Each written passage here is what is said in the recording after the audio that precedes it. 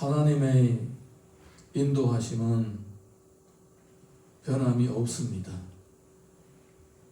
하나님께서 인도하실 때에 가는 길이 우여곡절이 있을 수가 있습니다만은 가다가 이게 아닌가 봐 그렇게 해서 중도에 포기하거나 다른 길로 가게 하는 그런 일은 찾아볼 수가 없습니다. 하나님께서 아브라함을 갈대아 우르에서 부르시고 난 후에 그들이 가다가 아람에서 멈췄습니다. 그냥 거기에서 살 줄 알았습니다. 그런데 하나님의 부르심은 또다시 그에게 임하셔서 본토, 친척, 아비집을 떠나 내가 내게 보여줄 땅으로 가라 이렇게 말씀하십니다. 그래서 또다시 떠나게 되는 것입니다. 하나님의 인도하심이 바로 이렇습니다. 인간은 비록 하나님이 주신 말씀을 망각할 때가 있지만은 하나님께서는 항상 그것을 목표로 하여서 사랑하는 백성들을 인도하고 계시는 것입니다. 일찍이 하나님의 인도하심을 깨닫고 또 그 인도하심을 처음부터 알고 포기하지 않고 일편단심으로 가는 사람은 우여곡절을 덜 겪고 또 쓸데없는 데에 시간과 힘과 재력을 빼앗기지 않고 꾸준하게 갈 수 있는 것입니다. 그래서 우리가 매일매일마다 나를 향한 하나님의 선하신 계획과 뜻과 인도하심이 무엇인지 정확하게 알고 또 확신 가운데서 기쁨으로 따라가는 것이 아주 중요합니다. 오늘 우리 본문의 말씀 22절에서 27절까지 다시 읽어보겠습니다. 시작. 그러므로 또한 내가 너희에게 가려던 것이 여러 번 막혔더니 이제는 이 지방에 일할 곳이 없고 또 여러 해 전부터 언제든지 서반으로 갈 때에 너희에게 가기를 바라고 있었으니 이는 지나가는 길에 너희를 보고 먼저 너희와 사귐으로 옮아간 기쁨을 가진 후에 너희가 그리로 보내주기를 바랍니다. 그러나 이제는 내가 성도를 섬기는 일로 예루살렘에 가노니 이는 마게도냐와 아가야 사람들이 예루살렘 성도 중 가난한 자들을 위하여 기쁘게 얼마를 연보하였습니다. 저희가 기뻐서 하였거니와 또한 저희는 그들에게 미친 자니 만일 이방인들이 그들의 영적인 것을 나눠 가졌으면 육적인 것으로 그들을 섬기는 것이 마땅하니라. 사도행전 기록을 보게 되면 선지자들이 안디옥에 와서 예언을 합니다. 뭐라고 예언하냐면 얼마 후에 천하의 흉년이 들리라 그렇게 예언을 했습니다. 그때부터 이방인 성도들이 안디옥에 있는 성도들이라든가 또 바울이 전도하면서 다녔던 마게도냐 지역이라든가 아가야 지역 사람들이 헌금을 하기 시작했습니다. 구제헌금을 하기 시작했습니다. 그래서 나중에 사도 바울이 그 구제헌금을 가지고 예루살렘으로 가게 됩니다. 지금 그 얘기를 하고 있는 것입니다. 네. 사도 바울은 항상 하나님의 인도하심을 따라서 아시아에서 복음을 전하다가 또 마게도냐라든가 아가야 지역들을 전도하고 있었습니다. 이렇게 그는 하나님 주신 사명과 비전을 한시라도 놓친 적이 없이 열심히 달려가고 있었습니다. 그런데 지금 이제 무슨 얘기를 하냐면 내가 로마를 거쳐서 서바나로 갈 것이다 이렇게 얘기를 했었습니다. 왜냐하면 저 서바나는 그 당시에 많은 사람들은 땅끝이라고 생각하기 때문입니다. 그래서 복음을 서바나까지 전해야 된다고 생각을 했습니다. 그런데 이번에는 예루살렘으로 갈 일이 생겨서 예루살렘으로 가야 된다 이렇게 얘기를 했습니다. 이것은 뭘 보여주는 거 아니냐면 그 당시에 예루살렘은 지금도 마찬가지지만은 변방지대입니다. 변방지대는 보통 경제가 낙후한 지역이었습니다. 하나님을 믿는 성도에게는 이스라엘 백성들에게는 예루살렘이 성지이지만은 이방인들에게는 변두리 하나의 작은 도시였습니다. 그리고 올라가기도 되게 힘들고 어려운 높은 언덕에 있는 하나의 도시였습니다. 가기도 싫어하는 그런 곳이었습니다. 총독들이라든가 섭정왕들이라든가 이런 사람들은 예루살렘에다가 자기 집을 두지 않았습니다. 해변가에다 다니기 좋은 곳에다가 집을 만들어 놓고 거기에서 생활했고, 예루살렘에서 생활하지 않았던 것을 보면 교통도 불편하고 다니기도 힘들고 경제도 낙후하고 사람들도 강타했던 겁니다. 네. 그래서 거기 가기 싫어했던 거예요. 단지 믿는 사람들에게는 성지인 거예요. 하나님 임재하심을 체험하는 아름다운 곳이었던 것뿐이에요. 경제가 낙후하니까 자연스럽게 흉년이 오게 되면 가장 먼저 굶주리게 되는 것입니다. 그래서 흉년이 올 때에 사도 바울은 자기가 받은 그 연보돈을 이제 예루살렘으로 가져가기로 했던 것입니다. 우리는 이런 기록들을 보게 되면서 뭘 알 수가 있냐면, 하나님께서는 교회와 교회들이 서로 돕도록 그렇게 만들고 계시는 것을 알 수가 있습니다. 자, 우리 오늘 본문의 말씀 28절에서 29절 이어서 읽겠습니다. 시작. 그러므로 내가 이 일을 마치고 이 열매를 그들에게 확정한 후에 너희에게 들렸다가 서바노로 가리라. 내가 너희에게 나아갈 때 그리스도의 충만한 복을 가지고 갈 줄을 아노라. 예루살렘에서 안디옥까지, 안디옥에서 아시아를 거쳐서 마게도냐라든가 아가야 쪽으로 가는 것은 바로 로마로 가는 방향이었습니다. 그런데 지금 마게도냐와 아가야 지역에서 다시 예루살렘으로 돌아가는 것은 점점 로마와 멀어지고 있는 것입니다. 그리고 저 땅끝이라고 생각했던 서바나와도 점점 멀어지는 그런 발걸음이었습니다. 그렇지만은 사도 바울은 지금 예루살렘으로 가면서 뭐라고 얘기하냐면, 내가 지금은 예루살렘으로 가지만은 다시 내가 로마로 갈 것이다. 그리고 너희에게 거쳐서 또 서바나로 간다. 이렇게 자신의 비전, 자신의 사역의 계획을, 그리고 장차 할 일들을 얘기해주고 있는 것입니다. 이것이 바로 하나님의 인도하심에 대한 확신을 가지고 있는 성도의 언어입니다. 하나님의 인도하심에 대한 확신을 가진 하나님의 백성들의 확신입니다. 할렐루야. 네. 이런 사람들은 방황할 필요가 없습니다. 내가 뭐 해야 될지, 내가 뭐 해야 되지? 이런 생각하고 이런 고민을 할 필요가 없습니다.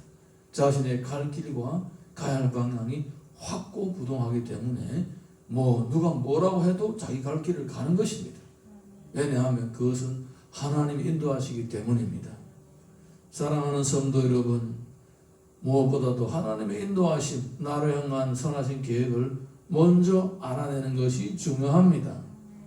아니면 많은 시간들과 많은 세월들은 또 하나님의 인도하심을 모르는 상황 가운데서 더듬으면서 가게 되는 것입니다. 여러분, 더듬으면서 가는 사람하고 허리띠를 꾹 잡아매고 달려가는 사람하고는 전혀 다릅니다. 삶의 방법도 다르고 삶의 모습도 다른 거예요. 여러분, 꼭 하나님의 인도하심을 확고부당하게 붙잡으십시오. 아멘입니까? 잘 모르겠으면 하루도 이틀이고 3일이고 한 달이고 기도하십시오. 실제적으로 적용하려면 아멘 안 하시네. 기도하십시오. 그러면 하나님 보여주시는 겁니다.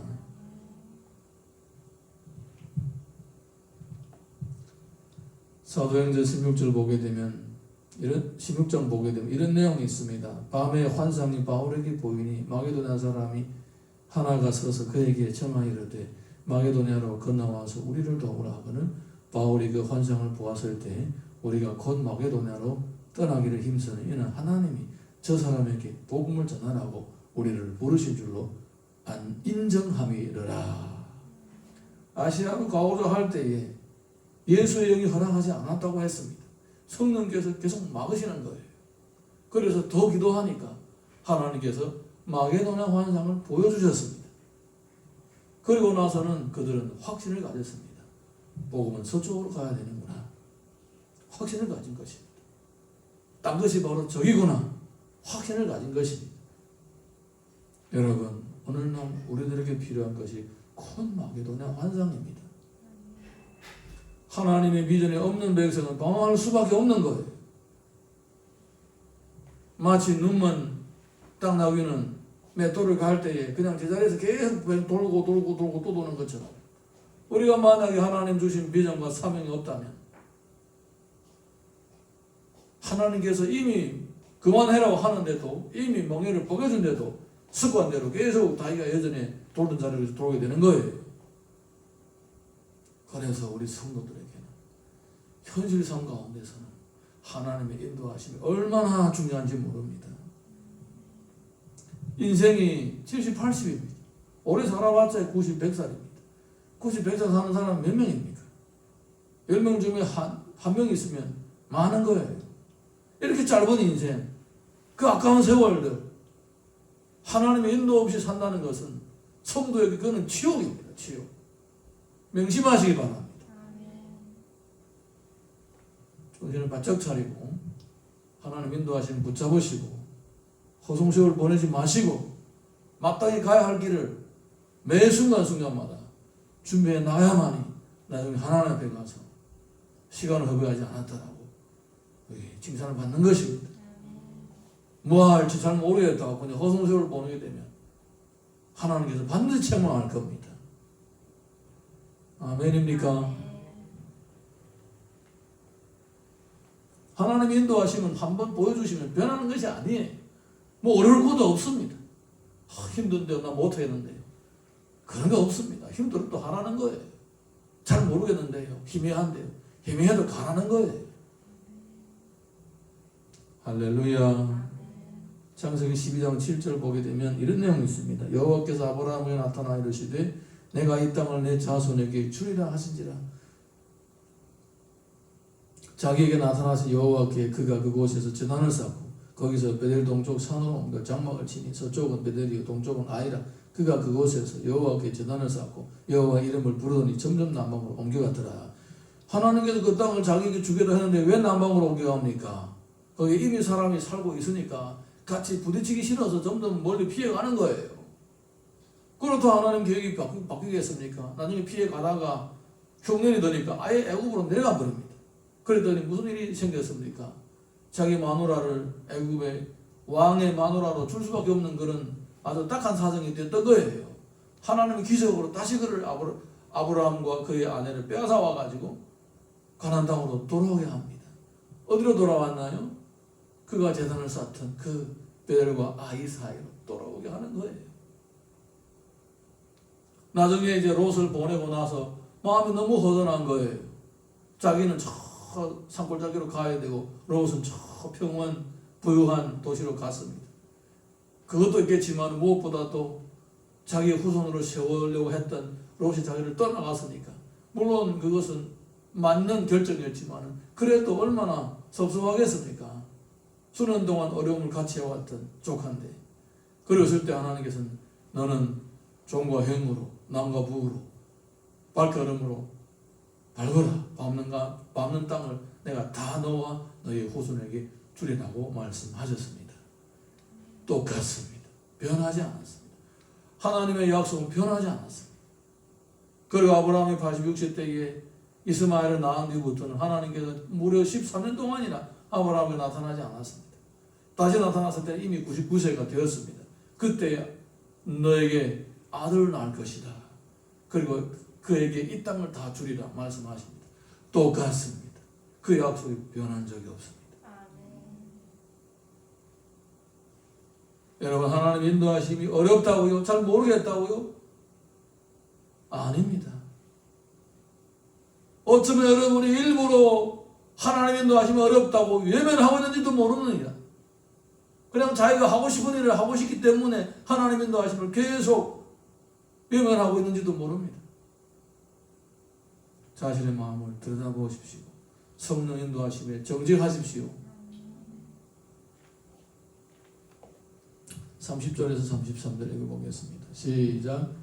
형제들아 내가 우리 주 예수 그리스도와 성령의 사랑으로 말미암아 너희를 권하노니 너희 기도에 나와 힘을 같이하여 나를 위하여 하나님께 빌어 나로 유대에서 순종하지 아니하는 자들로부터 건짐을 받게 하고 또 예루살렘에 대하여 내가 섬기는 일을 성도들이 받을 만하게 하고 나로 하나님의 뜻을 따라 기쁨으로 너희에게 나아가 너희와 함께 편히 쉬게 하라. 평강의 하나님께서 너희 모든 사람과 함께 계실지어다. 아멘. 사도 바울은 분명히 알고 있습니다. 하나님의 인도하심은 우회를 해서 갈 수는 있지만 절대로 안 갈 수는 없다는 것을 알고 있습니다. 여기 예루살렘에 들려서 다시 돌아와서 갈 수는 있지만 안 갈 수는 없다는 거예요. 그래서 또 간다는 겁니다. 가는데 지금 예루살렘에 들려서 하나님의 인도하심이 때로는 막힐 수도 있다는 것을 알고 있습니다. 그래서 성도들에게 기도 부탁을 하게 됩니다. 성도가 성도를 위해서 기도하는 것을 하나님께서 이미 명령하셨습니다. 에베소서를 보게 되면 모든 기도와 간구를 하되 항상 성령 안에서 기도하고 이를 위하여 깨어 구하기를 항상 힘쓰며 여러 성도를 위하여 구하라. 하나님께서는 성령의 음성으로 이미 모든 성도들을 위하여 기도하라고 했습니다. 그러니까 소도를 위해서 기도하는 것은 이것은 하나님의 명령입니다. 나 하기 싫은데요. 나 힘든데요. 내 기도도 못하는데요. 하나님의 명령입니다. 이거는 싫든 좋든 해야 되는 것입니다. 사랑하는 성도 여러분, 저는 새벽 기도할 때에 기도 제목 놓고 기도하다가 나에게 상처 준 성도들의 이름을 보게 되고 그 기도 제목을 보게 되면 기도할까 말까 고민할 때가 많습니다. 물론 요즘에는 그런 일이 별로 없습니다. 저를 그렇게 괴롭히는 사람이 없기 때문에 그래서 주여 기도할까요 말까요 울면서 개다시 먹기로 기도를 하는 거예요. 왜냐하면 그 기도가 응답되면 그 사람이 변화가 되고 원수도 친구가 되는 것이고 그 기도가 그 사람이 응답되지 않는다면 그 기도가 나에게로 돌아오기 때문입니다. 그래서 그냥 감사함으로 때로는 기도도 하고 또 울면서 다시 먹기로 기도도 하는 거예요. 하나님의 명령이면 그거는 다른 말이 필요 없습니다. 순종이 필요하고 순종이 못하겠으면 복종이라도 하라는 거예요. 기도하십시오. 서로를 위해 기도하십시오. 그러면 여러분 자신의 마음의 변화가 있고 삶의 변화가 있을 것입니다. 또 하나님은 전도의 문을 열기 위해서 기도하라고 명령하셨습니다. 골로새서를 보게 되면 또한 우리를 위하여 기도하되 하나님이 전도할 문을 우리에게 열어주사 그리스도의 비밀을 말하게 하시기를 구하라. 내가 이 일 때문에 매임을 당하였노라. 전도하다가 심지어 감옥에 갇힌 사람도 있습니다. 그러니까 전도자들을 위해 기도하라는 것입니다. 전도하는 앞길이 형통하도록. 할렐루야.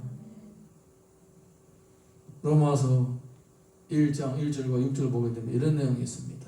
예수 그리스도의 종 바울은 사도로 부르심을 받아 하나님의 복음을 위하여 적정함을 입었으니 너희도 그들 중에서 예수 그리스도의 것으로 부르심을 받은 자니라.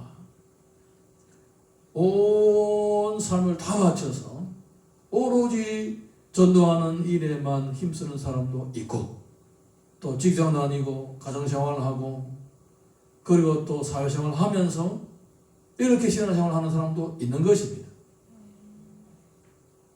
삶의 모습은 다르지만 공통된 것이 있습니다. 모두 다 주님의 일꾼으로 부르심을 받았다는 것입니다.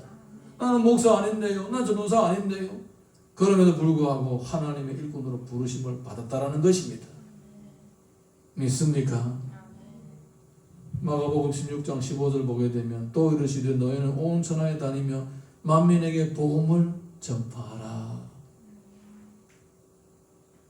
온 천하에 다니면서 여러분 하나님의 말씀에 귀를 기울이는 사람, 예수님의 인격과 사역을 배우기를 원하는 사람이라면, 내가 주님의 제자라고 이렇게 생각한 사람이라면 어찌 이 거룩한 명령, 온 천하에 다니면서 만민에게 복음을 전파하라는 이 명령을 외면할 수가 있겠습니까?